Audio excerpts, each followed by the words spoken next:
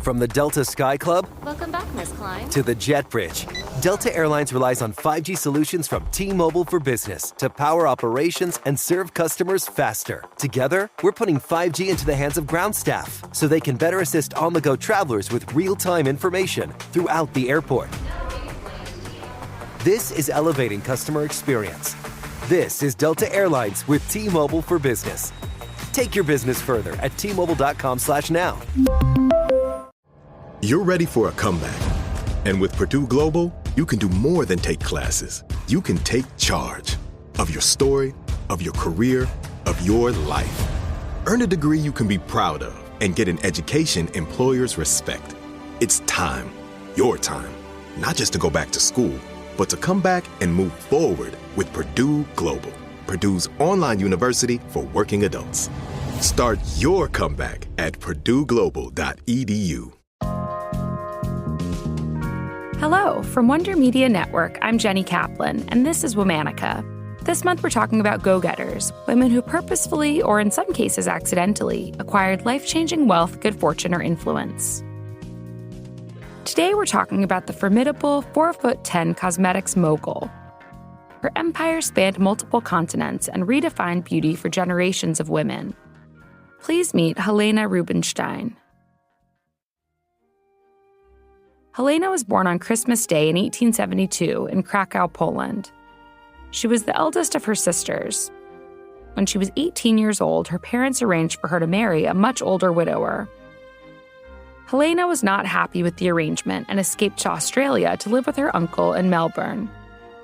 According to some accounts, Helena's life as a business mogul started in the sun-drenched Southern Hemisphere. There, she found herself inundated with questions from sunburned women about how she maintained her fair, unburned complexion. Helena sensed a business opportunity and started selling skincare cream. She called it Velaz and claimed it was compounded from rare herbs only grown in the Carpathian Mountains. The business quickly gained traction. By 1903, she'd opened a brick-and-mortar storefront in Melbourne. And her success just skyrocketed from there. In just over a decade, Helena expanded her business to London and Paris and made herself a millionaire. What began as a company selling one skin cream expanded to offer 62 creams, 78 powders, 46 perfumes, 69 lotions, 115 lipsticks, and countless soaps, rouges, and eyeshadows. In 1912, Helena moved to Paris. There, she began to collect art. She became close friends with writers and artists like Pierre Bonnard, Claude Debussy, and Pierre-Auguste Renoir. Through sculptor Jacob Epstein, she developed a love for African art and would soon amass one of the earliest European collections of African art.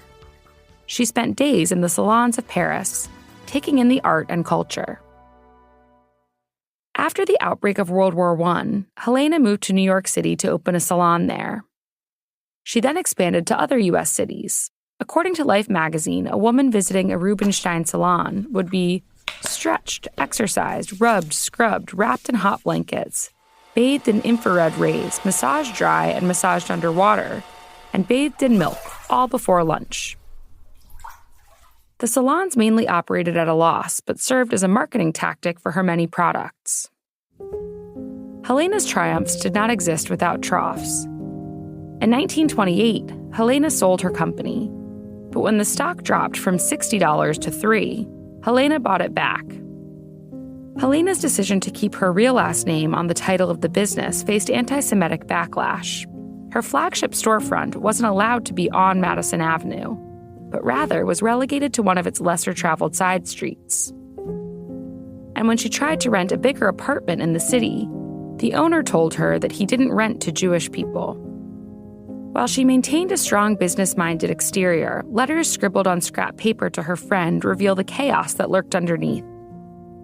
"I haven't paid any bills the past 3 weeks," she wrote. "I am frightfully short of money. I often don't know if I'm on my feet or my head." Even so, Helena continued to gain customers and profit. In 1953, she established the Helena Rubinstein Foundation, which gave money to museums, colleges, and institutions for women and children in need. In addition to being philanthropic, Helena was eccentric and a touch ostentatious.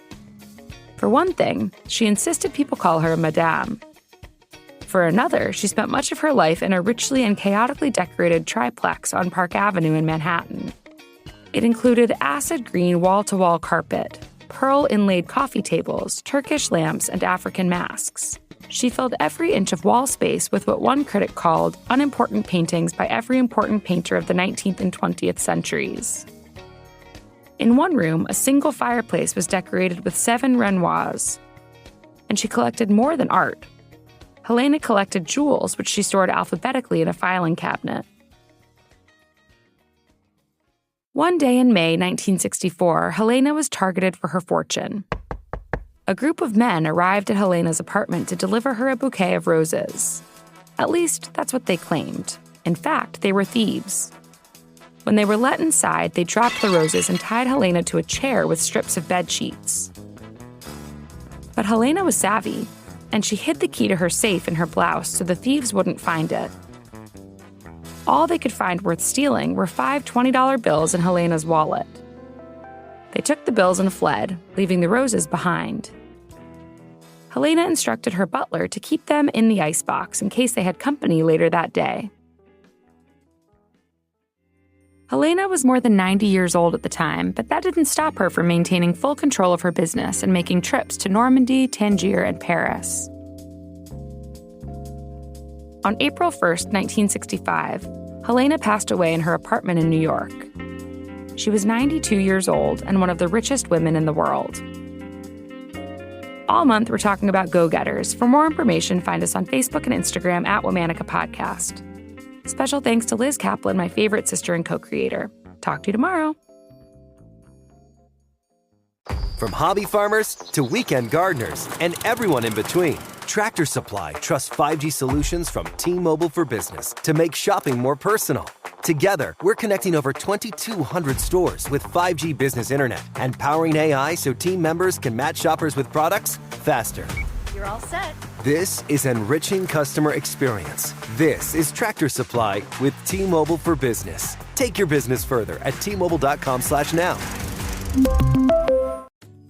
She's seen Encanto more times than she can count. And she can count to 10. She mentioned Mirabel in every conversation. But the moment she actually met Mirabel, she was speechless. That's pura magia. Find yours at Walt Disney World Resort. 5 years, 10 months, and 2 days. That's how long it took to grow the 38 inches to ride on Cali River Rapids. But the moment the wait finally ended, that was pura magia. Discover it at Walt Disney World Resort.